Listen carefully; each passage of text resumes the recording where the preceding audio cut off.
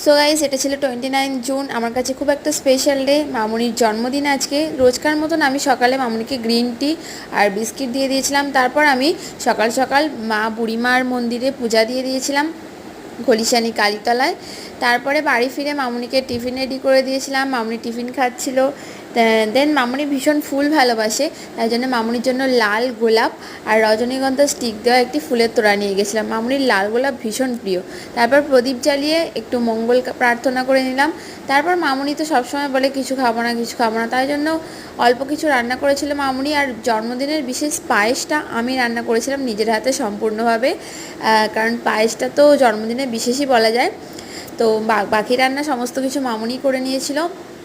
তারপর হচ্ছে সন্ধেবেলা কেক কাটিং সেরিমনি। এখানে দেখতেই পাচ্ছ 3টে পেস্ট্রি রাখা আছে, মামুনি সেটাই কাটছিল, কারণ বড় কেক আনলে মামুনি খাবে না। সেই তো হ্যাপি বার্থডে মামুনি।